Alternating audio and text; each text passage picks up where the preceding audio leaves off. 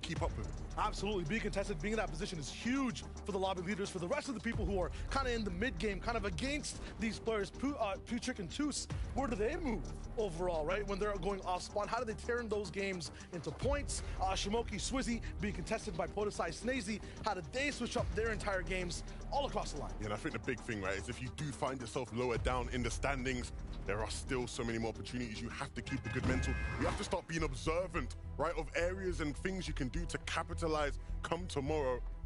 Because again, it will be a whole different lobby in feeling. Same players, but it will feel very, very different. And you can use these last two games to start to figure out exactly how you can benefit from that. We're seeing the players glide on in here. Trulex and Cheeky over on the south side, Slappy, Tayson and Mustache on the north side.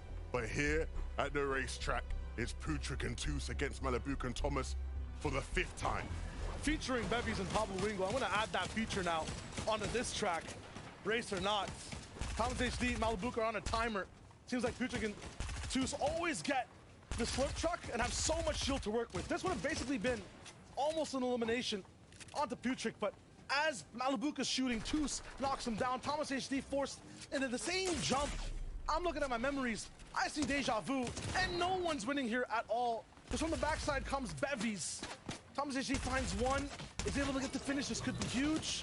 Toos in front of him, and he gets that siphon of materials into the trash can, 13 HP, and actually blocks Toos getting out. Thomas, the adaptability, forcing Bevies to shoot Toos.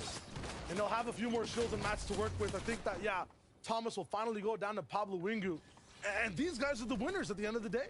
It's ridiculous. It's ridiculous, right? Because they just can't do anything about it. Pablo and Bevies are just going to roll on through.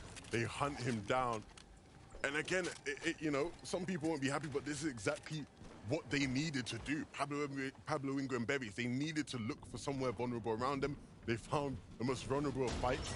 And that also one battle between those two teams we've been watching all day. I don't know how you count it now, right? Because again, it was 3-1 to Toos and Putrick. That game, both teams get taken out, right? So it's still 3-1. It's 1-0 actually for me. It's one team qualified to globals and one not. Oh, okay. I think that's what we're looking at here at the end of the day. Definitely. And I think that's part of why Malabuk and Thomas will stay and continue to fight. They want to condition racetrack.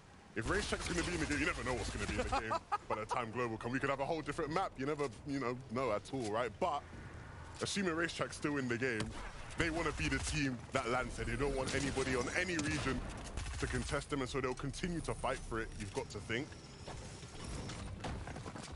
Toos and Putrick, they know exactly how to land it at least. They have won a majority of the time, so if they even get remotely unleashed, remember, it's just top 5 in any of these, or at least in Major 2. I think there's a few more spots available than in Major 3 and a last chance squall.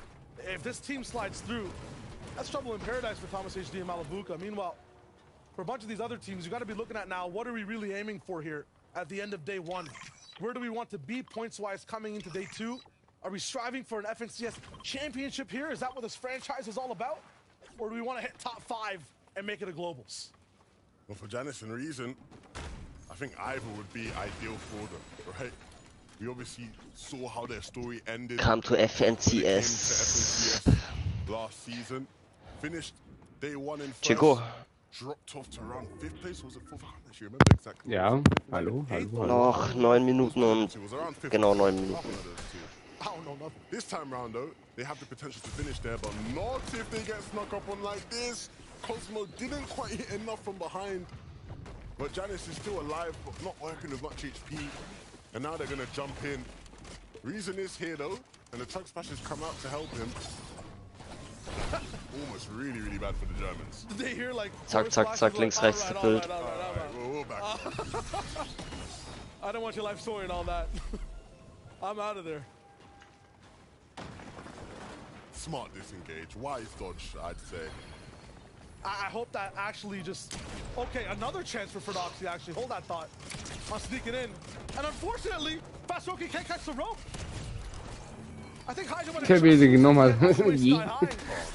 Not like this. Not like this. Oh, yeah.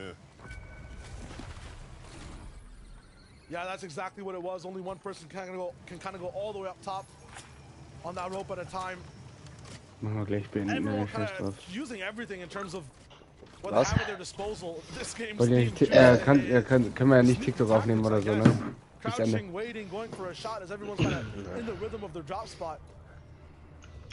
Aber mir guckt ja keiner zu auf YouTube, ne? Das ist halt, das Zone Er moving muss auf TikTok fast and away streamen from mit at least mir the gleichzeitig, bottom dann half left side Einnahmen machen. of the map right now. Avini, ja, wenn ich halt nur auf TikTok